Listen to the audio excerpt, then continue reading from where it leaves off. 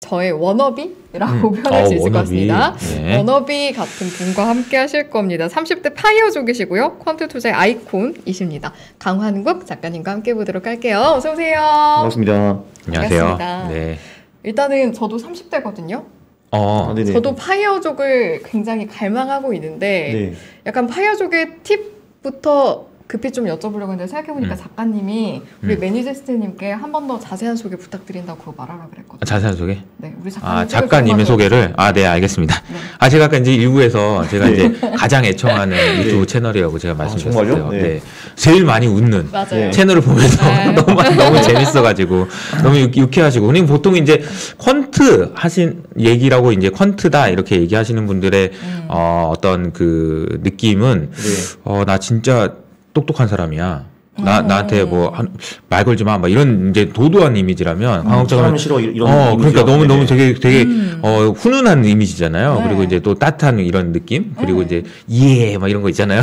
재미도 있어요. 막 이렇게 말하는데 네, 이런 거 너무 재밌어가지고 네. 빵빵 터지고 그랬었거든요. 그래서 네. 한 꼭 뵙고 싶었는데 여기서 처음 뵙네요. 또. 네, 그래서 저도 영광입니다. 네. 아까 이제 우리 매니지스트님 말씀을 듣고 와 진짜 빨리 뵈서 이야기 나누고 싶다고 생각했는데 유튜브 채널에 보면은 네. 독일에서 그죠? 네. 독일에서 막 혼자 방에서 막 이렇게 하면서 오늘 이 책이 나왔습니다. 네. 막 이런 거 엄청 많이 했었어요. 네. 아무튼 그래서 저의 꿈을 이루셨어요. 파이어족. 근데 언제 하신 거죠? 네, 언제? 어떻게- 7월 말이요. 7월 말. 7월 7월 말? 말에 네네네. 올해 7월 말? 네. 얼마 안 됐네? 얼마 안 됐어요. 4개월 됐습니다. 4개월. 네. 제가 이제 독일에서 주전을 하고 그 주전 네. 기간이 끝나면서 그 동시에 회사를 그만뒀죠. 네.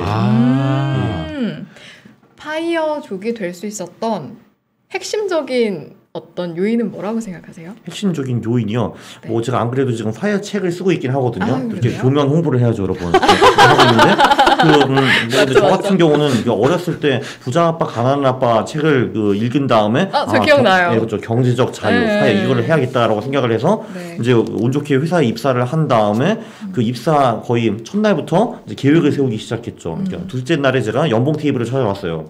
이거 가지고 오케이 그러면은 그렇죠. 얼마를 모으고 얼마를 투자를 해가지고 어느 정도 벌면은 언제 은퇴할 수 있겠다 그런 식으로 플랜을 좀 짰거든요. 그래서 제 결론은 해외 한 2번 정도 갔다 오고 한 2022년에 은퇴를 하자라고 제가 그때 결심을 했었고요. 네. 당시만 해도 저희가 해외 나가면 4년 근무를 했었는데 네. 그게 두 번째 나가다 3년으로 줄어들었어요. 그래서 이제 올해 은퇴를 하게 됐습니다. 네. 계산대로 됐다는 얘기는 이게 아니다. 듣기만 하면 되게 쉬웠던 것 같은데. 네. 네네네. 이게 이제 그래서 네. 그 계획을 짜는 것 자체가 굉장히 중요한 맞아. 것 같아요. 그쵸, 맞죠. 사실 그 사람들은 그냥 막연하게 생각하거든요. 나는 흙수저구나. 나는 절대 파이어가 못 될 거야. 라고 생각을 하는데 사실 근데 그게 엑셀에 숫자 넣어보면은 그게 그렇게 오래 걸리진 않네 라고 결국은 결론이 나오거든요. 사실. 네. 저도 시뮬레이션에 많이 돌려봤는데 뭐 복리 8에서 14% 정도를 한 10에서 20년 정도 굴리면은 대부분 직장인들은 다 가능하거든요. 그게. 네. 그래요? 네, 근데 뭐 이제 언론이나 정치권에서는 그건 절대 안 되는 거예요. 흑수저는 이제 더 이상 기회가 없어 이렇게 하는데 그거 다 보니까 뻥이더라고요. 제가 보기에는. 네. 그래서 네, 그러면 이제 계획이 나오잖아요. 네. 그럼 그 계획대로 하면 되는 건데. 그럼 그 계획에서는 결국은 세 개가 들어가는 거죠. 수입을 늘리고, 눌리거나 또는 지출을 줄이거나 아니면 투자를 잘하거나 그 세 개 중에 뭐 최소한 한 개는 해야죠. 세 개를 다 하면은 좋은 거고요. 우리 네. 작가님은 세 개 중에 몇 개를 잘하신 것 같아요? 저는 그 처음에는 지출 줄이기를 좀 많이 했습니다. 제가 처음에 해외 나가기 전에는 월 30만 원 정도로 먹고 산 것 같고요. 네. 그리고 해외 나가서는 뭐 한 3년 동안에는 한 500유로, 65만 원 정도 먹고 살았습니다. 그 후에는 지출을 제가 조금씩 늘려갔죠. 네. 그거를 먼저 했고 투자는 그때 계속 처음부터 하고 있었고요. 사회생활 시작하기 전부터 계속 하고 있었고, 네. 그리고 그 수입을 늘린 거는 그 한 번 독일 갔다 오고 들어온 후에 여기서 뭐 책도 좀 쓰고 강의도 하고 이런 걸로 그때부터 서서히 수입을 좀 늘려갔습니다. 네. 세 개 다 했죠. 그러니까. 일단 지출을 네. 줄여서 시드머니를 마련해서 네. 투자도 하시고 수입도 늘려나가고. 네. 이게 들으시는 분에 따라서 이런 생각할 수 있을 것 같아요. 네. 잠깐만, 이거 어디서 많이 들어본 얘기인데? 네. 그 수능 수석한 사람한테 어떻게 공부했어는 아니 저기 교과서 중심으로 열심히 공부하면 책만 됩니다. 열심히 봤을 뿐입니다. 그거밖에 없어요. 제가 한 거 계획 세우고 계획대로 왜 안 됩니까? Why not? 그런 거거든요. 근데 사실 이게 그 자기 개발 책들이 무지하게 많잖아요. 맞아요. 근데 그런 사람들 많은 사람들이 그 말을 하죠. 이거 다 뻔한 얘기잖아. 이거 어차피 해도 안 되는 거야라고 생각을 하는데 근데 그 사람들이 그 뻔한 얘기를 안 해가지고 사실 사실 이제 인생이 안 돌아가는 거잖아요. 맞아요. 그냥 맞아요. 사실 뭐 대단한 비법이라는 거는 없어요. 사실은 적게 쓰고 좀 더 벌고 그리고 투자 잘하고 그거밖에 없어요. 진짜 사실. 간단하네. 세 개밖에 맞아요. 없네. 그러니까요. 돈 많이 벌거나 조금 네. 쓰거나 투자 잘하거나. 아 근데 네. 진짜 간단한 건데 이렇게 어렵나 그쵸. 이런 생각이 들어요. 맞아요. 그리고 또 하나 이제 질문은 이런 네. 거예요. 이제 많은 퀀트 분들이 있었어요. 그러니까 네네네. 기존에 이제 강국님이 짜잔 하면서 이제 여의도에 짠 나타나기 전에도 네. 원래 수많은 퀀트 이제 투자자분들이 있었는데 그분들 중에 나 뭐 파이어 했어 아니면 뭐 이런 분들이 많이는 없어요. 그래서 뭐 하시고 계세요, 그분들은? 글쎄 이제 뭐 많이는 없습니다. 아무튼 그래서 그러니까 과거에 이제 퀀트 애널리스트라고 하셨던 분들 중에서도 네. 난 퀀트로 이렇게 해가지고 막 이렇게 강하게 얘기하시는 분들이 별로 많이 없어졌어요. 잠시 네. 이걸 여쭤보고 가야 될 것 같습니다. 뭐요? 퀀트가 뭡니까? კვ트 아, 퀀트가 뭔지, 네네. 네. 잠깐 이게 이제 좋습니다. 퀀트라는 게 quantitative 그러니까 계량 투자라는 거를 줄인 말이고요. 근데 도대체 뭐가 또 계량 투자인가 말씀을 하실 건데 맞아요. 첫 번째는 규칙 기반 투자라고 볼 수가 있어요. 그게 규칙 기반. 근데 그 규칙이 계량화가 가능해야 돼요. 그러니까 예를 들면은 싸게 사서 비싸게 팔아라 뭐 이런 거는 규칙이기는 한데 그거는 계량화가 안 되기 때문에 패스하고 그러니까 뭐 예를 들면은 뭐 퍼와 PBR가 낮은 기업 20개를 사가지고 6개월 보유하고 네. 6개월 후에 다른 기업으로 교체하라 뭐 이런 거는 이제 퀀트 투자가 될 수가 있는 거죠. 네. 그러니까 한마디로 아주 간단하게 설명을 하면은 식당에서 레시피 같은 거 있잖아요. 또는 그 뭐지? 커피집에서 이제 바리스타들도 이제 어떻게 아메리카노 계량하죠. 섞는가 뭐 그런 거 있잖아요. 근데 그런 식으로 설탕 몇 규칙이 스푼 가능해야 이렇게? 돼요. 네. 그래서 거기서 중요한 거는 제가 이 똑같은 전략을 하나 아니면 딴 사람이 하나 똑같은 결과가 나와야 돼요. 결국은. 네. 아 그런 거예요? 네, 그렇죠. 네. 바로 사실 이게 이제 가능하기 때문에 커피집에서 한 달 알바한 사람이 아메리카노 라떼를 뽑을 수 있는 거죠, 사실은. 네. 그죠? 한마디로 이게 규칙이 되게 명확해야 되고 이게 큰 장점이 있는데 이 규칙이 명확하면은 이런 식으로 우리가 과거에 투자를 했으면 얼마를 벌을 수 있었는가 그리고 최대 손실이 어느 정도 나왔는가 그리고 손실이 난 후에 다시 극복하는데 어느 정도 시간이 걸렸는가 이런 거를 시뮬레이션을 해볼 수 있는 거예요. 네. 이게 퀀트의 가장 큰 장점이죠. 룰 베이스다. 그러니까 네, 그렇죠. 그러니까 이 룰 베이스 룰 베이스. 아까 들어본 네. 거잖아. 정해진 대로 해. 정해진 대로. 그렇죠. 그러니까요. 네. 그대로 하면 엑셀에 돼. 넣어서 예. 그런 느낌. 제 인생도 좀 그렇잖아요. 그러니까 딱 목표를 해가지고 지출 이 정도 하고 투자 이 정도 수익 내고 이렇게 하자 해가지고 그냥 한 거죠. 네. 혹시 갑자기 든 질문인데 네. 혹시 계획대로 안 된 거 있습니까? 계획대로 작가님? 안 된 거요? 근데 뭐 꽤 많이 있겠죠. 예. 예를 들면은 사실 소위 누구나 부동산으로 성공을 하지만 근데 저는 그게 안 그건 됐습니다. 안 됐구나. 거기는 실패했어요. 제가. 아, 네네. 제가 2014년에 네. 부동산을 산 게 아니고 팔았습니다. 아하. 서울에서 그것도. 아하. 아이고. 야 이거 안타깝네요. 네네. 아 근데 이제 이렇게 네. 이렇게 보면 좀 인간적인 면모가 있는 거죠. 그러니까요. 네. 뭔가 네. 그 서울대 수석으로 합격했을 것 같은 이미지에서 가까워졌어요. 갑자기 이제, 집을 2014년에 약간의 팔았다. 동거가 이게 이제. 네. 아하, 네. 네. 그래서 그러면 일단 룰 베이스인데 그 룰은 좀 어떻게 마련해야 되는 거예요?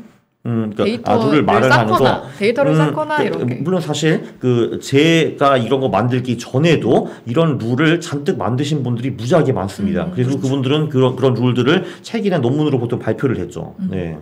거기서 보통 제가 많이 참고를 해오는 거고 거기다가 이제 제 아이디어 요만큼 이제 넣어가지고 전략을 만드는 겁니다. 네. 작가님만의 사실 예를 들면은 제 생각에는 최초의 퀀트는 벤저민 그레이엄인 것 같아요. 네.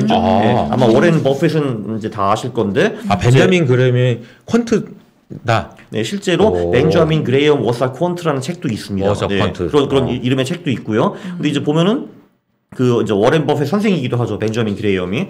이분이 사실 그 가치 투자랑 퀀트 투자를 같이 만드신 분입니다. 정말 대단한 사람이에요. 제가 보기에는. 왜냐하면 그분의 책을 보면은 뭐 정확히 나와 있습니다. 뭐 퍼가 어느 정도 아래이고 PBR가 어느 정도 아래이고 부채 비율은 이 정도이고 뭐 배당은 어떻게 주고 이런 주식을 사거라 뭐 이런 식으로 나오거든요. 네. 그리고 심지어 이분이 1930년대에 만드신 전략들이 있거든요. 그때 그분이 그걸로 본인이 20%를 벌었다고 하는데 네, 그 수익이 지금 21세기 한국 땅에도 똑같이 나오고 있습니다. 굉장히 어메이징 하더라고요, 저는. 네. 그렇군요. 네, 대천재. 네. 대천재. 네. 근데 물론 이제 그분만 콘트를 한 게 아니라 그 후에도 수많은 사람들이 있었죠, 당연히. 진짜 많았죠. 엄청 많았죠. 네네. 사실 근데 여러 가지 투자 방법이 있을 거잖아요. 네네, 맞아요. 그 중에 퀀트 투자를 선택하신 이유가 있으세요? 저 같은 경우는 이제 그런 계량적인 접근이 맞았고요. 그러니까 저는 성향인가? 그게 딱 보니까 저는 그게 논리적으로 납득이 되었거든요. 한마디로 이런 지표들이 있는데 이런 지표를 가지고 투자를 했으면 어느 정도 벌 수 있었네. 이게 그 주가 지수를 낮네. 뭐 이런 식으로 해가지고 예, 그리고 다 나름대로 그게 통하는 이유들이 다 있는 거거든요. 그래서 이유도 납득이 되고 이 지표들이 과거에도 통한 것 같고 그 와이너 나도 이렇게 해야지라고 생각을 하고 저는 사실 직장인이었기 때문에 시간이 뭐 엄청 많거나 트레이딩을 무지하게 좋아하거나 이런 사람은 아니거든요. 그래서 저는 그 지표를 봐가지고 거기에 맞는 기업들을 찾고 사고 냅두는 거죠. 예. 네, 그러면 시간이 많이 안 들거든요. 그래서 저는 좋았습니다. 예. 이게 퀀트 같은 경우에도 나의 성향과 맞는 사람이 있고 아닌 사람이 당연하죠. 있겠네요. 네, 그럼요. 어떤 네네. 분한테 추천하세요? 그럼? 뭐 사실 그 제가 대충 보면은 MBTI에서 FP 나오시는 분들은 콘트랑 좀 멀더라고요. 네.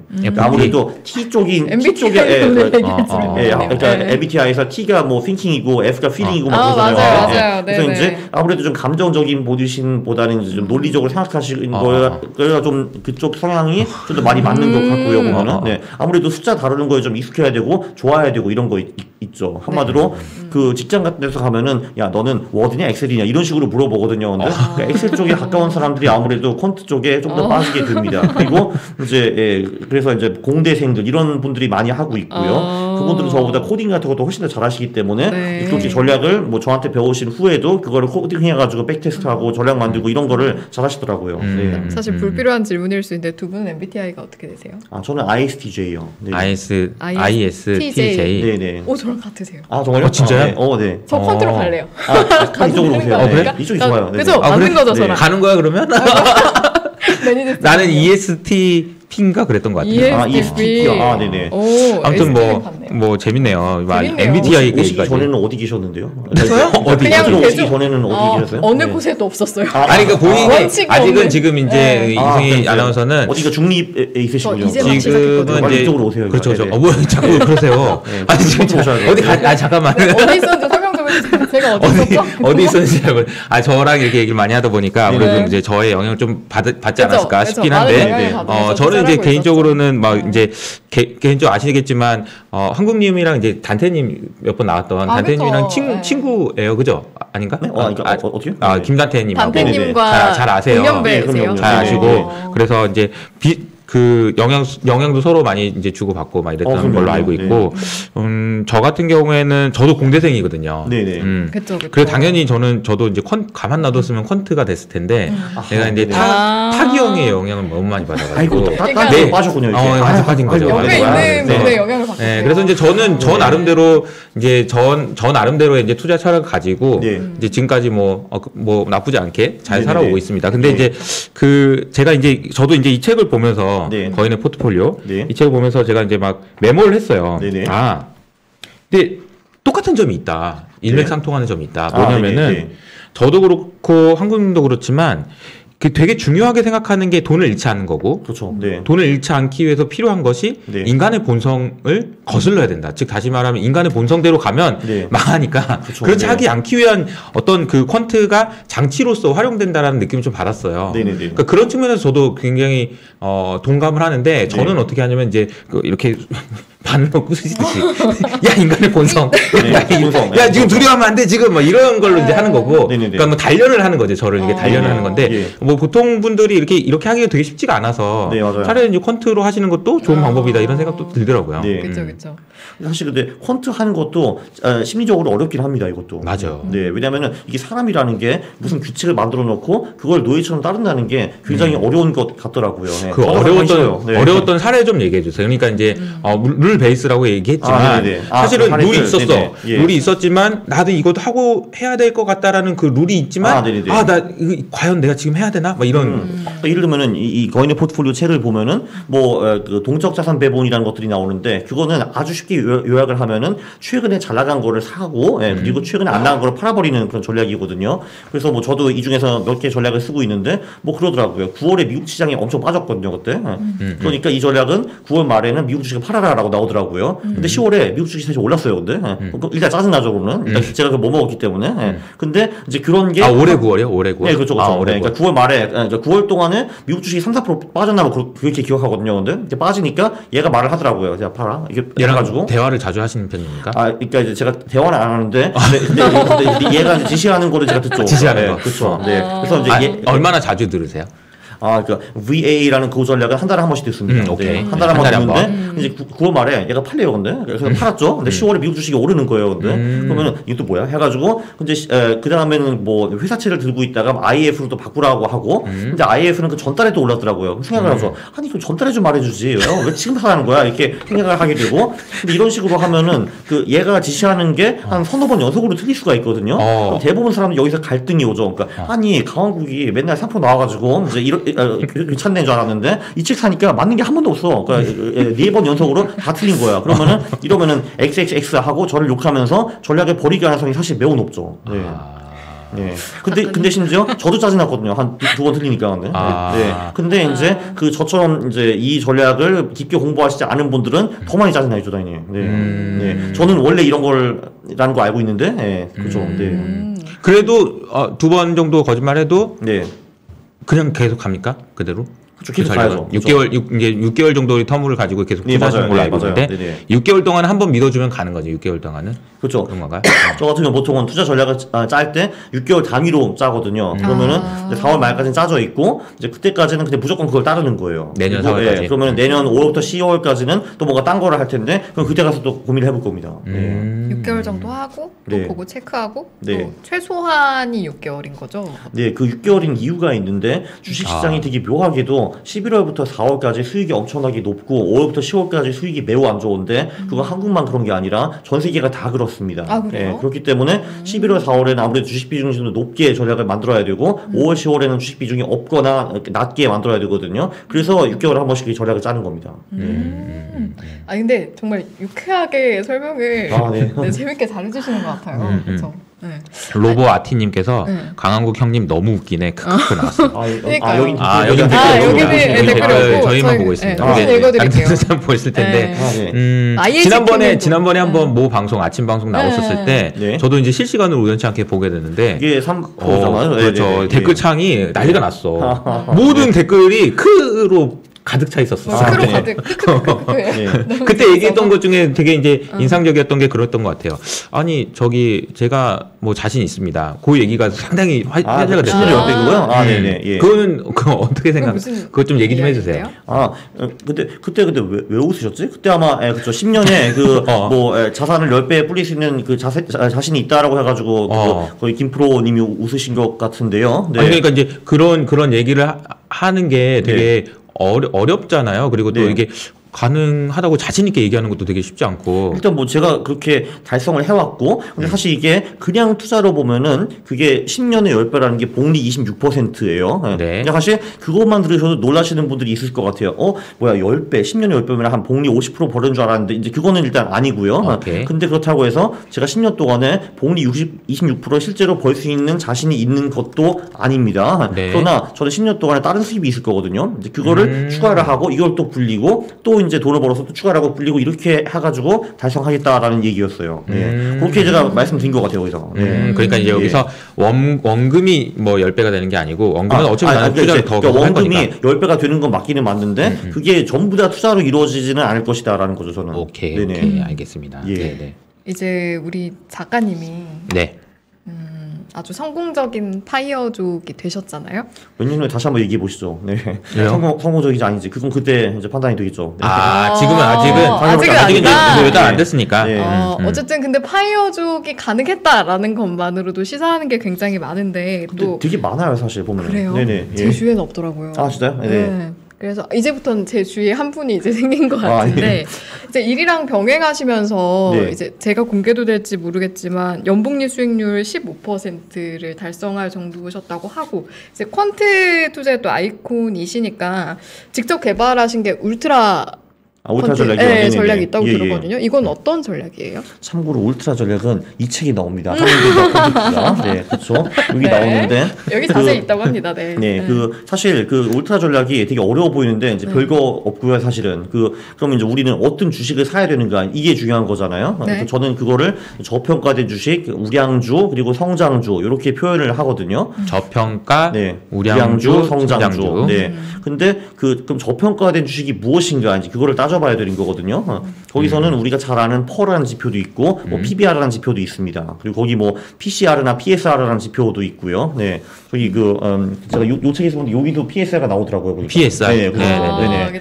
그렇죠. 그게 나오고 그리고 이제 그 성장주 같은 경우는 이제 영업이익이나 순이익이 많이 성장하는 기업 그렇게 그냥 볼 수가 있고요. 그것도 다 계량화가 가능하잖아요. 전년 동기 대비 몇 프로 올랐다 볼 수가 있고 가장 까다로운 게 이제 우량주 쪽인데 뭐 일단 가장 대표적인 건 수익성 그러니까 그 돈을 뭐 100억을 벌었다 이거는 중요하기는 한데 100억을 벌기 위해서 이 기업이 300억을 투입했냐, 1000억을 투입했냐, 조를 투입했냐 이거는 완전히 다른 얘기잖아요. 그렇죠. 당연히 그 자본을 덜 투입하고 수익을 많이 낸 기업이 수익성이 높은 기업이다. 이런 거는 뭐 GPA 뭐 이런 지표들이 있고요. 네, 그리고 뭐 안정성 지표들. 얘네들이 영업이익이 올라가고 이제 차입금은 떨어지고 이런 기업이 안정성이 좋다라고 그런 식으로 그건 제가 지표를 하나 만든 것 같고요. 여기. 그리고 이제 주가 변동성 보면은 그 우량주들은 주가가 되게 근엄하게 올라가잖아요. 이렇게 근데 계잡주들은 이제 미친 듯이 올라갔다 미친 듯이 떨어지기도 하고 막 이러거든요. 근데 그래서 이제 그래서 결론적으로 변동성이 낮은 기업이 이제 좋다 이런 게 있고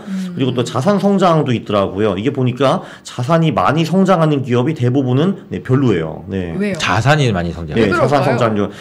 제 생각에는 이게 일단 자산이 많이 성장하는 기업은 일단 시장의 기대치가 굉장히 높고요. 네. 근데 기대치를 충족하지 못할 경우에 주가가 꾸꾸라진다라는 게 그게 하나 있는 것 같고 이게 기업이 돈을 벌어들이면은 그게 그 기업이 초이스가 몇 개가 있어요. 그러니까 배당을 할 수도 있고 아니면 그 돈을 그 회사에 냅둘 수도 있고 네. 그리고 예를 들면은 자산을 부풀리고 싶으면은 돈을 어디서 빌린다든지 아니면 주식을 발행한다든지 이런 게 할 수가 있거든요. 근데 그런 행위들이 대부분 안 좋은 거예요. 네. 그러니까 기업이 돈을 벌어가지고 차라리 배당을 주는 게 낫지. 특히 한국 기업 같은 경우는 그 배당을 별로 안 주고 그냥 기업에서 모으는 경우가 굉장히 많거든요. 근데 그것도 별로고 위상증자를 하거나 아니면 돈을 차입금을 새로 빌리거나 이런 게 다 별로 안 좋은 거예요. 네. 그래서 그 자산의 그 성장이 높은 기업들이 별로다라는 게 한국만 그런 게 아니라 전 세계적으로 그렇더라고요. 예를 들어 투자를 많이 하는 기업도 자산이 쌓이진 않을 거잖아요. 그것도 비슷한 맥락일까요? 어떻게? 투자를 많이 하는 이제 기업의 어떤 전략적인 측면이나 그런 상황에서 투자를 많이 하는 경우에도 이제 돈을 쌓아놓지 않고 투자를 하는 거잖아요. 네, 그렇죠. 성장하기 위해서. 그 투자를 해가지고 대박이 날 수도 있기는 한데 대부분 대박이 나지 않더라라는 것이 결론인 것 같아요. 그래요? 네, 그렇죠. 네. 그래서 그렇죠. 그 자산 성장 이 기업들이 이제 별로 안 좋다라고 하고 있고 그래서 어쨌든 그런 식으로 해서 12개 지표들이 나왔어요. 네. 그러면은 그 각각 지표들의 순위를 매기고 얘네들의 평균 순위를 매기는 거예요. 네. 그래서 이 평균 순위가 가장 우수한 기업들을 사는 전략이 울트라 전략이라고 하는데 길게 설명했는데 그냥 결론적으로는 계량적으로 그 저평가주, 우량주 그리고 성장주를 뽑아내는 그냥 전략이에요 한마디로. 네. 저평가 됐는데 우량하면서 성장도 하는. 네, 그렇죠. 네. 한마디로 국영수 다 80점 넘는 아이들이라고 하면 딱 쉬울 것 같아요. 국영수가 동시에 80점을 넘는. 그렇죠. 근데 참고로 이 세 개 중에서 한 개만 해도 돼요. 예를 들면 그냥 저평가된 주식들. 한마디로 국어는 100점이고 수학과 영어는 보지 않겠다. 이런 기업들도 수익이 나쁘지 않아요. 하나가 압도적인 걸 선택하는 것도 괜찮다. 또는 그냥 압도적으로 성장이 높은 기업들도 괜찮아요. 네. 그러니까 이 세 개 기둥을 다 쓸 수가 있고 그 중에 두 개만 써도 되고 한 개만 써도 돼요. 네. 그러면 저평가주, 우량주, 성장주 이런 걸 고려해가지고 몇 개를 골랐어요. 그 중에 이걸 해야지라고 최종적인 종목을 선정할 때 그 기준은 뭘로 잡으세요? 저는 그냥 순위 보고 그냥 위거 삽니다. 그냥. 네. 제가 옛날 이쪽에는 이제 제가 저기 이사님처럼 그렇게 뛰어나게 주식을 잘하고 그 가치 평가를 잘한다고 만약에 했으면은 이제 그 중에서 이제 1위부터 50위까지 뽑아가지고 그 중에서 옥석을 발라가지고 또 그 중에 우수한 20개를 사고 이런 걸 할 수 있었을 거거든요. 실제로 제가 이런 어리석은 시도를 해봤습니다. 해보니까 이제 그러면 이제 50개를 뽑아가지고 20개를 사고 30개는 버리게 되잖아요. 근데 그렇죠. 나중에 보니까 그 30개가 수익이 높더라고요. 근데 그래서 저는 그걸 몇 년 걸치고 나서 그래 나는 해봤자 되는 게 없구나.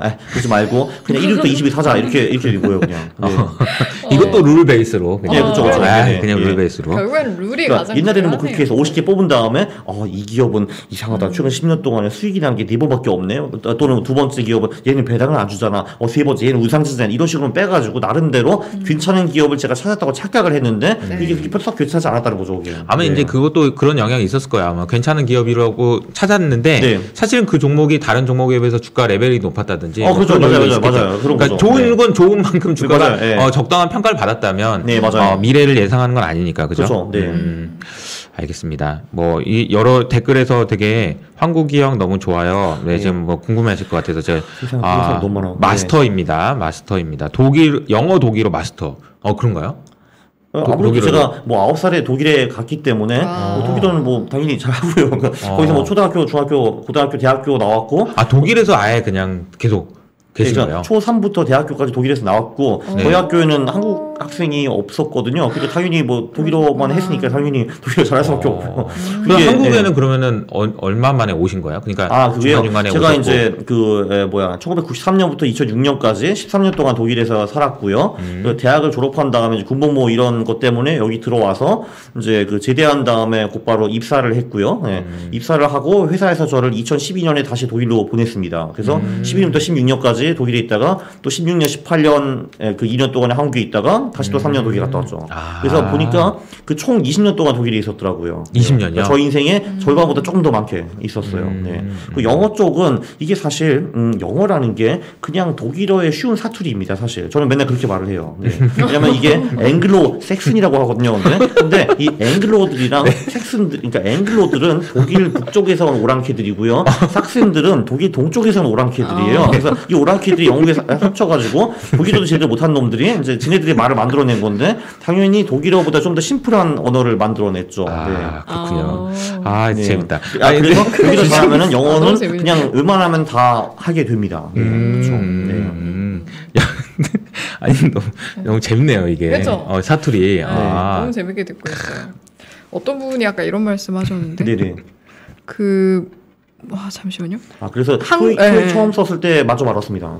토익 처음 봤을 때? 진짜요? 제가 2번 시험을 등록을 했거든요. 근데 첫 번째 만점 받고 두 번째 줘버렸죠. 더 배울 필요 없으니까. 부럽네요.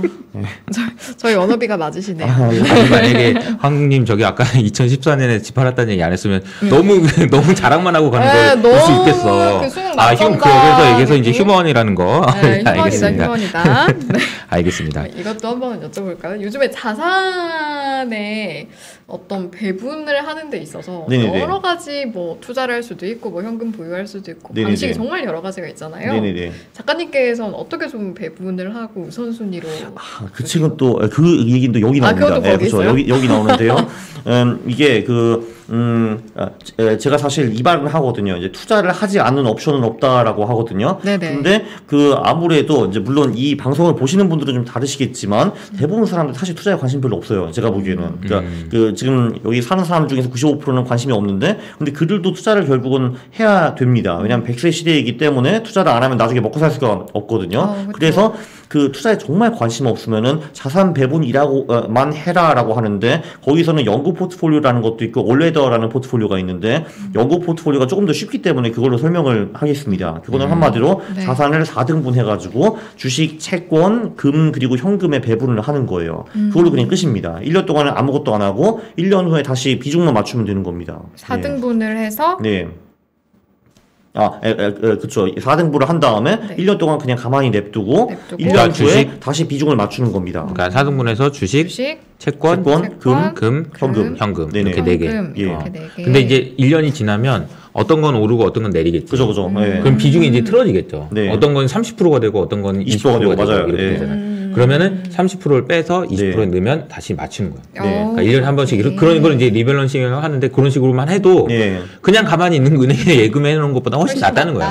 이게 최근 50년 동안에는 복리 8.7% 정도 나왔는데 뭐 그거 자체는 별거 없어요. 왜냐면 주가지수에 투자해도 그 정도 이상 보니까. 근데 얘가 최악의 순간에 12.7% 빠졌어요. 그러니까 이게 상당히 큰 건데 주가지수는 사실 그냥 가만히 냅두면 그거보다 수익이 더 높아요, 사실. 그러나 그 반토막이라는 구간이 나옵니다, 이게. 한국 같은 경우는 보통 5년에서 10년에 한 번은 반토막이 나오고 미국도 반토막은 한 번밖에 안 나왔는데 30% 이상 빠진 경우는 되게 많이 나오거든요. 근데 그거를 우리가 심리적으로 버티기가 거의 불가능하죠, 사실은. 그런데 이 연구 포트폴리오는 보통 주식이 떨어질 때 뭐 채권이나 금이 선방을 한다든지 아니면 같이 떨어지지 않든지 해가지고 그거를 좀 방어를 해주는 거죠. 그렇기 때문에 최악의 순간에 12.7% 손실. 이게 중요한 것 같습니다. 그러면 주식, 채권, 금, 현금 중에 금이 요즘에 디지털 금이 가상화폐라고 비트코인이요? 하잖아요. 네네네. 그쪽도 또 배분하는 데 있어서 고려하세요? 저 같은 경우는 그 장기 자산 배분에는 그 고려를 안 하는데요. 이제 그 이유는 저는 물론 블록체인 기술을 잘 모르기는 하지만 그건 알고 있습니다. 비트코인이 유한하다. 그러니까 뭐 제가 알기로는 이제 언젠가 2,100만 개가 되고 그걸 끝나는 걸로 저는 알고 있거든요. 그래서 오케이, 유한한 거는 굉장히 좋은데, 근데 문제는 가상화폐는 유한하지 않습니다. 왜냐하면 누구나 가상화폐를 만들어낼 수가 있거든요. 제가 지난번에 얼핏 보니까 가상화폐가 10,000개가 넘더라고요. 네. 근데 그러면은 사람들이 이걸 연구를 많이 하기 때문에 비트코인을 훨씬 능가하는 그런 가상화폐도 당연히 나올 수 있다라고 보는데, 그러면 도대체 사람들이 왜 비트코인을 금처럼 여기고 섬겨야 되는가? 그거가 좀 의문이더라고요, 보니까. 네. 지금은 비트코인이 그 모든 코인의 이제 대왕이 맞기는 맞는데, 근데 5년, 10년 후에도 꼭 그래야 되는가? 저는 그거 모르겠어요. 네. 그래서 저는 이거 장기 자산 배분으로 이제 왜 가져가야 되는가? 그거를 잘 모르겠습니다. 네. 제가 이제 대변하는 건 아니지만 이제 비트코인을 좋아하시는 분들의 의견은 그거죠. 그러니까 역사가 이게 오래될수록 그러니까 어차피 신뢰의 문제이기 때문에 이게 신뢰를 깨기가 어렵다. 아무리 더 좋은 것이 나오더라도 비트코인 오래된 것이라는 것에 대해서 가치가 있다라고 얘기를 하긴 하는데 뭐 그건 또 뭐 사람에 따라서 그래 뭐 알았어, 네가 그렇게 생각해 이럴 수도 있는 거니까. 근데 이게 역사라는 게 지금 겨우 12년인데 12년 깜빡하면 가는 시간인데 그게 무슨 역사냐고 그러니까. 그럴 수 있겠네요. 그럴 수 있겠습니다. 금은 근데 실제 사실 금 같은 경우도 워렌 버핏이 말하잖아요. 저게 뭐 그냥 돌덩어리지. 저게 무슨 가치가 있냐라고 하는데, 근데 금은 정말 5,000년, 10,000년 동안에 사람들이 전부 다 돈으로 억셉트를 했잖아요. 그거는 역사죠. 비트코인은 그런 역사가 없죠. 아직은. 그렇죠. 어떻게 보면 지금부터 이제 만들어지고 있는 과정일 수도 있고, 그런데 어떻게 될지 모르는 거니까, 그죠? 100년 후에 제가 땅을 치고 후회할 수도 있어요. 그러니까 내가 그때 그거 1억대 샀을 걸 하면서 이제 그렇죠. 장기로 가져갔어야 됐는데. 그렇죠. 지금 5조가 됐잖아 하면서. 그렇죠. 여러 가지 가능성이 열려 있으니까요. 그럼요. 저희는 한번 여러 가지 가능성 열어놓고 이야기를 해봤습니다. 알겠습니다. 제가 또 하나 여쭤보고 싶었던 게 있었어요. 그러니까 뭐냐면은 아까 이제 말씀하신 것 중에서 100명 중에 5명만 빼고 뭐 예를 들어 95명은 투자에 관심이 없다. 그러니까 이제 뭐 그 비율이 뭐 정확한지 모르겠지만, 그죠. 뭐 좀 더 많은 좀 더 많은 사람들이 어쨌든 투자에 관심이 없어요. 근데 지금 투자에 많이 95%보다 더 관심이 없다는 거죠. 아니 얼마인지는 모르겠지만 어쨌든 많은 사람들이. 근데 이 사람들이 점점 지금 투자에 관심이 있어요. 관심을 갖고 있고. 그래서 뭐 황국님이 얘기하는 거인의 포트폴리오를 모든 사람들이 다 하게 될 리는 없지만 많은 사람들이 더 하게 될수록 이 전략의 유효성이라고 할까? 그런 부분이 좀 희석될 수 있지 않을까? 말하자면 원래는 이제 희소하는 그런 가치였는데 더 많은 사람들이 여기 투자하면은 약간 전략이 그 성과가 좀 둔화될 가능성 이런 것들은 없나요? 그리고 사실 현명한 투자자라는 책 아시죠? 벤자민 그레이엄의 책. 그 책이 50년대에 쓰인 책이거든요. 그리고 그게 지금 70년 넘었는데 지금도 아마존에서 베스트셀러에 올라 있어요. 투자 경제. 진짜 부럽더라고요. 이 책이 2090년에 베스트셀러 얼마나 좋겠어요, 제가 근데. 인쇄가 얼마나 들어오겠어요. 어쨌든 그건 그런데 이제 그 책이 이 책보다 한 최소한 뭐 100배는 더 팔렸을 거거든요. 거기도 전략이 되게 명확하게 다 나와 있어요. 근데 그 전략이 아직도 통하더라고요. 그러니까. 그래서 저는 봤죠. 나 같은 미미한 사람이 뭐 이런 전략 공개한다고 그게 줄어들겠냐라는 생각도 있었고, 첫 번째는 그거고, 두 번째는 실제로 어떤 독일 오타쿠 교수들이 이걸 분석을 했습니다. 어떻게 분석을 했냐면은 사실 여기 나오는 내용들이 거의 다 논문 기반이거든요. 그럼 그 논문은 그 퍼블리시가 되면은 전 세계에서 그걸 볼 수 있습니다. 근데 그러면은 그 논문 퍼블리싱 후에 이런 전략들의 수익이 줄어들었나 이런 거를 분석을 했거든요. 진짜요? 근데 그 사람들의 결론은 미국에서는 줄어들더라. 미국 빼고 딴 나라들은 줄어들지 않는다라는 게 결론이었습니다. 한국도 걔네들이 분석을 했는데 한국은 이런 논문들이 퍼블리싱 된 후에 그런 전략들의 초과 수익이 더 늘었더라고요, 오히려. 정말요? 아무도 알고요. 아무도 관심 없고. 신기하다. 근데 미국은 그걸 보고 연구하고 하는 애들이 있나 보네요. 이게 아무래도 헤지펀드들이 굴리는 자금이 굉장히 크고, 헤지펀드들은 그 수익, 그러니까 자산을 많이 모으는 것도 중요하기는 하지만 수익을 내야지 거기서 20%를 받아가는 거잖아요. 그래서 정말 불을 켜고 수익을 내려고 노력을 하고, 그것 때문에 그런 논문들도 실제로 다 읽고 실전에 적용을 하는 것 같습니다. 근데 이거 이제 빨리 한 사람이 그 초과 수익을 먹고 이제 후발주자는 그걸 못 먹는 거죠.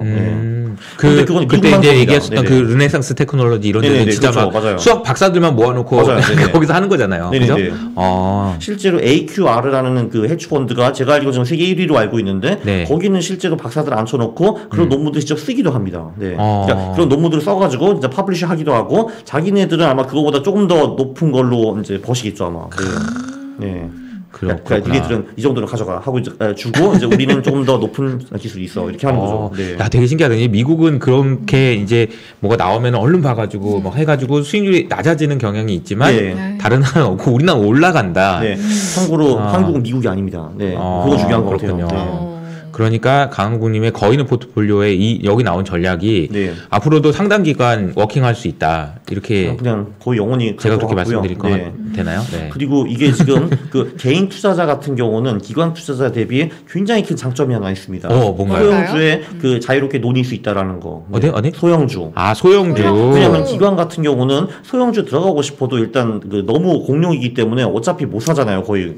그래서 소위 그 아무리 잘해봤자 중대형주까지밖에 갈 수가 없는데 그 밑에 있는 소형주에는 그 기관 소위 스마트머니가 접근을 못 하거든요. 그래서 어떤 나라에서도 이런 간단 퀀트 전략들이 소형주에서 대형주보다 훨씬 더 잘 먹힙니다. 왜냐면 그러니까 우리는 들어갈 수가 있어요 거기. 왜냐면 관심이 없으니까. 그렇죠.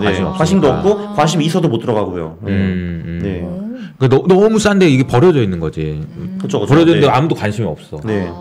길거리에 이게 금이 떨어져, 지갑이 떨어졌는데 관심 없이 지나가는 거죠. 근데 예를 들면 그런 기업이 시가총액이 500억 뭐 그 정도밖에 안 돼요. 근데 그러면은 기관이 아무리 많이 들어가봤자 뭐 10억 들어가야 말까 하는데 근데 이 기관이 지금 가진 돈이 10조예요. 근데 그러면 이제 팀장님한테 가서 저 좋은 기업 사겠습니다. 10억을 넣겠습니다. 하면 뭐라고 하시고요, 그러면? 뭐라고 하시고? 딱딱히 모르시겠죠 이제. 그렇죠.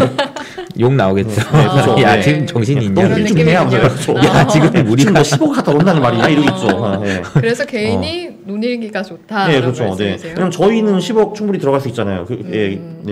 저는 못 들어가겠는데. 그러니까 이러면 내 돈이 1,000만 원밖에 없다 하면은 그거를 넣을 수가 있어요. 기관은 그게 안 되죠. 맞아요.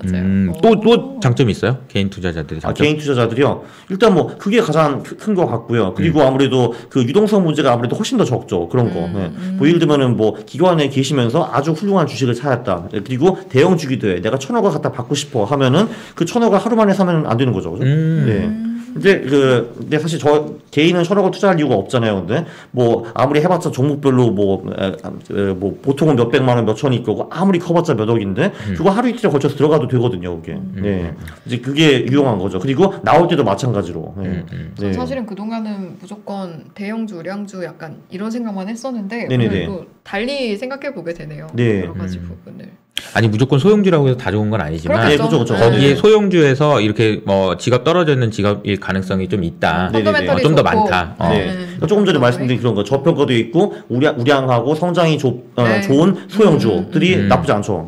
무조건 소형주가 아니고 나름의 기준을 가지고.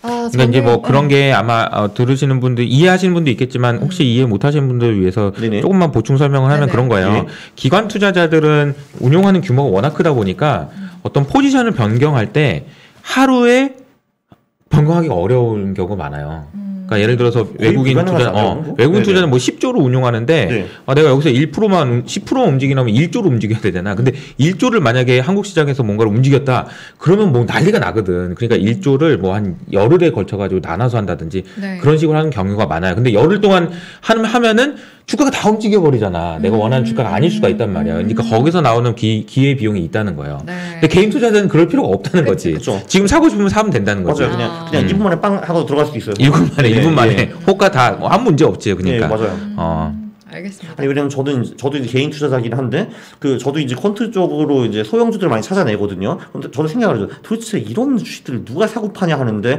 한국 시장은 아주 고맙게도 그걸 사고 파시는 분들이 있더라고요. 그래서 저 같은 경우는 되게 쉽게 들어갈 수 있더라고요. 근데 아까 댓글창에서 계속 애차계가 뭐냐고. 애차계 좀 알려달라고. 옛날 옛적에 제가 독일에 있을 때 조선일보에서 저랑 인터뷰를 했어요. 파이어 관련해가지고 파이어 얘기를 열심히 해드리고 제가 그런 말을 했거든요.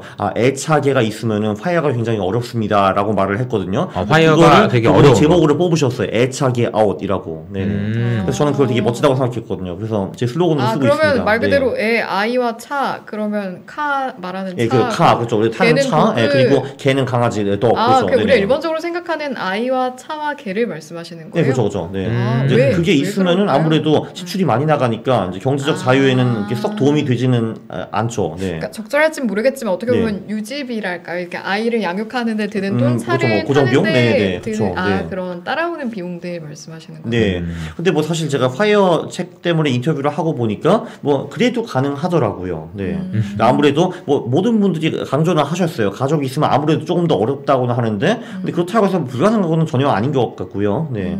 다만 그 파트너가 마인드가 이제 비슷해야 된다 그런 말씀을 많이 하시더라고요. 한마디로 경제적 개념이 있고 사치하면 안 되는 거고 우리가 경제적 자유로 나아가야 된다는 그 방향성은 이제 맞아야 된다는 거죠. 네. 사실 뭐 두 명이 다 투자를 규제처럼 할 필요 없고 한 명이 해도 되기는 하는데, 근데 두 번째 사람은 최소한 같이 가져야 된다라는 말씀을 많이 하시더라고요. 네. 그러니까. 네. 너무 직접적인 질문인지 모르겠는데 이야기가 나온 김에 경험자시니까 네. 경제적 자유라는 이야기가 나왔는데 네. 퀀트 투자를 해서 네. 경제적 자유를 이루고 파이어족이 된다라고 했을 때 네. 어느 정도의 수익을 달성해야 아웃할 수 있을까요? 그 수익까지는 좀 그렇고, 그러니까 아주 제너럴하게는 네네. 그냥 그 내 연 지출의 25배에서 33배 뭐 그 정도 모으면 대충 돼요. 네네. 이게 적절하겠네요. 왜냐하면 사람마다 네네. 지출하는 맞아요. 그게 네. 다를 거니까. 네. 내가 지출하는 25배. 것에 예. 25배. 그게 그 4%의 룰이라고 합니다. 그게 한마디로 바꿔 말하면은 그 내 총 자산의 4% 정도를 매년 지출을 하면은 그걸로 영원히 살 수 있다. 뭐 대충 이런 말이에요. 예. 그러니까 왜냐면 그 돈도 늘어날 거니까. 예를 들면 내가 10억이 있다. 근데 내가 연 4천만 원 이하로 지출을 한다. 네. 그러면은 그 금액을 물가 상승률만큼 계속 늘려도 계속 살 수 있다. 죽을 때까지 살 수 있다. 이런 말이에요. 네. 알겠습니다. 계산을 한번 머릿속으로 해보게 되네요. 네. 계산하고 있어요? 네. 오늘 이제 승희님이 평소보다 질문이 많네요. 궁금한 게 많아요. 궁금한 게 많아요. 워너비여서 어떻게 하면 될 수 있나? 파이어가 될 수 있나? 다음 주에 출근 안 할 수도 있습니다. 진짜 갑자기? 아니 너무 그러지 말고. 아니 이제 늘어가지고. 뭐가 마련이 돼야 파이어족이 되죠. 마련이 된 게 알겠습니다. 아직 없어서요. 네네네. 총 자산의 4%. 네. 알겠습니다. 열심히 해보겠습니다. 다음 주도 출근해서 파이어족이 되기 위해서. 네. 알겠습니다. 네. 지금 최근에는 그러면 좀 어떻게 투자하고 계세요? 최근에는? 최근에요? 뭐 제가 사실 뭐 주식이나 뭐 이런 거 말고도 뭐 코인이라든지 아니면은 저기 그 뭐 스타트업 이런 데도 투자를 하고 있습니다. 참고로 조금 전에 제가 코인 별로라고 말씀드렸잖아요. 근데 저는 코인을 사가지고 장기 보유하는 거는 좀 별로라고 생각하는데 트레이딩 하는 건 나쁘지 않다고 봅니다. 변동성이 높으면 이게 트레이딩이 좋거든요. 이게. 네. 그래서 이제 그 단기 트레이딩 관점에서는 코인은 very good인데 장기 보유 자산으로는 난 별로다라고 생각을 하고 있고요. 그러면 코인은 그것도 룰 베이스로 트레이딩 하시는 거예요? 아니면 그거는 제가 이제 훌륭한 분들한테 좀 맡겼는데 그분들이 룰 베이스로 하십니다. 네, 그거는 맞고요. 네, 훌륭한 분들. 그리고 이제 그러면 이제 주식 쪽으로 넘어가가지고 이쪽은 이제 제가 다이렉트 컨트롤을 하는 것이니까요. 네. 한 절반 정도는 그 울트라 전략을 쓰고 있고요. 그 울트라 전략 내에서도 이제 소형주, 뭐 대형주, 전체주 이런 식으로 하고 있고, 네, 그리고 나머지 절반은 동적 자산 배분이라는 걸 쓰고 있습니다. 그래서 울트라 전략은 이제 여기 나오고 동적 자산 배분은 여기 나옵니다. 네, 이렇게 나오는데요. 네, 좋아요. 좋아요. 동적 자산 배분 중에서 이제 LAA라는 전략 같은 게 있는데 그건 조금 전에 말씀드린 그 연구 포트폴리오 그거를 조금 계산한 전략이라고 보시면 될 것 같고요. 네. 그리고 이제 듀얼 모멘텀이라는 전략도 있고 VA라는 전략도 쓰고 있습니다. 네. 그런 식으로 포트폴리오를 나눠가지고 제 분석하에는 이런 식으로 투자를 하면은 6개월 동안 제가 최악의 순간에 잃을 수 있는 금액이 7, 8% 정도라고 제가 계산이 나왔어요. 네. 근데 그거를 그렇게 하려면은 제가 울트라 전략이 전체 포트폴리오가 20% 떨어졌을 때는 손절을 해야 됩니다. 네. 네, 아직은 제가 그 상황이 오지 않았어요. 근데 만약에 주가가 엄청 떨어진다 하면은 저는 그 전체 포트폴리오가 20% 떨어지면 다 날려버릴 겁니다. 네. 근데 그게 어려울 것 같아. 그게. 네, 저도 한번 해봤는데 그거 코로나 때 제가 그거 한번 해봤거든요. 근데 그게 쉽지 않더라고요. 딱 한번 투자하신 이후로 코로나 때 한번 하신 거예요? 그렇죠. 2008년에 사실 그걸 제가 했었어야 되는데 그때는 제가 애기였고 투자해서 아무것도 모르고 했기 때문에 그런 개념이 없었죠. 네. 근데 이제 좀 시간이 지나면서 제가 좀 투자를 배우고 하면서 그런 개념이 생기고 그런 포트폴리오 손절을 제가 도입을 했었고 네. 그게 이제 첫 번째 발동된 게 2020년 3월이었어요. 네, 코로나 때. 네. 아니 코로나가 이게 당연히 5월에 왔어요. 저 5월 10월에 주식시장이 안 되는데 얘가 근데 1월에 와가지고 개념 없이 그래가지고 어쩔 수 없이 네, 실게 안 말도 안 되죠 이게. 네. 아 그러게. 네. 만약에 5월에 왔으면 더 수익률이 더 좋았겠네. 그렇죠. 왜냐면 네네. 주식 다 비워놨을 테니까. 네. 제가 그 전해인가 전전해 트럼프가 중국을 깨는 거 보니까 5월에 시작하더라고요. 이 사람은 이제 지식인이에요. 이 사람은 뭘 아는 사람인데 이 바이러스가 왜 1월에 오냐 이거 이게 말이 돼요 이게. 네. 아 네. 그렇군요. 알겠습니다. 네. 네. 근데 진짜 1월 달에는 그래도 20% 손절하려는 그런 그 버튼을 네. 누르기가 어렵지 않았어요? 괜찮았어요? 그때 3월에 손절하게 되었는데 어려웠죠. 네네. 진짜 이거 엄청 아까울 것 같은데. 아까웠어요. 네네, 맞아요. 손실이. 네. 근데도 그냥 했습니까? 그냥? 네, 해가지고, 일단 그게 아깝지만 어쨌든 한 번 했기 때문에 두 번째 할 때는 훨씬 더 쉬울 것 같고요, 제가 보기에는. 물론 제가 하고 싶다는 게 아니고, 이제 그 상황이 오면 하겠다라는 거고, 그리고 이제 이게 또 그런 게 있더라고요. 그걸 전부 다 손절해 보니까, 제 마인드가 완전히 자유롭게 돼가지고, 그때 바로 그날부터 그게 고민이 들어가죠. 오케이, 이거는 급락장이니까 급등장이 올 것이다. 그럼 급등장이 이제 올 때 언제 들어가고, 뭐에 들어가냐. 그걸 연구하기 시작했어요. 네.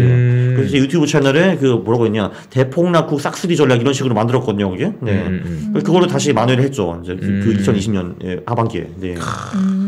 대폭락 후 싹쓸이 전략. 언제 할 거냐. 네네네. 그것도 이제 그때 근데 멘탈이 많이 안 흔들렸어요. 이미 팔았기 때문에 아니, 안 흔들리죠. 제 돈이 없으니까 이제. 네. 그러면 그냥 그 뒤로는 그냥 미련 없이. 네, 그렇죠. 그게 난 거죠, 그걸로. 네네. 그래서 사실 이제 특히 요즘에 주식 때문에 고민하시는 분들이 아마 굉장히 많으실 것 같은데. 맞아요. 네. 근데 그 고민하는 이유가 사실 제가 보기에는 그거예요. 그냥 살 때 언제 팔지 고민 안 하신 거고 올라갈 시나리오만 생각을 하신 거예요. 근데 이게 뜻대로 안 되니까 고민하는 건데 그럴 때 그냥 다 팔아버리면 돼요, 그냥. 네. 네. 다시 자유롭게 생각할 수 있죠. 세워도 약간 미련이 남아가지고 잘 못 팔. 근데 이게 않아요? 제가 보기에는 네. 그 파는 행동 있잖아요. 네. 뭔가 주식을 판다라는 거는 어떤 사람이 잘 파냐면 일반적인 사람은 못 팔아요. 왜냐면 미련이 남기 때문에 대부분 그래요. 거죠. 로스 어버전이 있잖아요. 네네, 그러니까 그죠. 손실을 확정된 손실을 원래 더 싫어해요. 네, 그렇죠. 그래서 못 네. 팔아요. 근데 어떤 사람이 팔 수 있냐면 자신 있는 사람이 팔 수 있어. 네네. 무슨 얘기냐면 자신을 가지세요. 네. 네. 네, 자신을 가지세요. 심플하네. 왜냐하면 네. 한국인도 그렇지만 나는 이거 팔고 다시 이제 나는 어떤 전략이 있기 때문에 내가 벌 수 있어. 그러면 팔 수 있거든. 근데 내가 다시 들어갈 수도 있고 그런 경험이 있으면은 팔 수 있는데 안 그러면 못 팔아요. 못 팔기 너무 어려워. 그럴 수 있겠네요. 네. 자신을 가지세요. 네. 일단은 네. 근거 있는 믿음과 그 정확한 원칙과 그쵸, 그런 게 그쵸. 좀 있어야겠네요. 네네네. 공부해야겠네요. 저도 그때 거의 15년 차였기 때문에 할 수 있었을 수도 있어요, 사실. 저도 그 생각을 많이 했어요. 왜냐면은 제가 2020년 3월에 그때는 제가 손절하면서 돈을 잃었는데 그 15년 동안 쌓아놓은 또 순이익이 있는 거잖아요. 그래서 그쵸, 그때 그쵸. 많이 벌었으니까 이 정도는 다시 시장에 줘도 돼. 이런 식으로 생각했을 것 같기도 해요, 사실은. 제가 2017년이나 8년에 주식을 시작했다고 하면은 그때 할 수 있었을까? 그건 또 다른 얘기죠, 그게. 네. 저 근데 이건 또 공감이 되는 게 그러니까 만약에 저도 뭔가 여기까지 내려가면 나는 이때는 미련 없이 팔겠다라고 했을 때 그 전에 수익을 어느 정도 안정적으로 다른 종목에서 얻으면 좀 더 과감하게 저의 원칙을 잘 지킬 수가 있더라고요. 네, 맞아요. 무슨 네. 말씀이신지도 알 것 같아요. 네.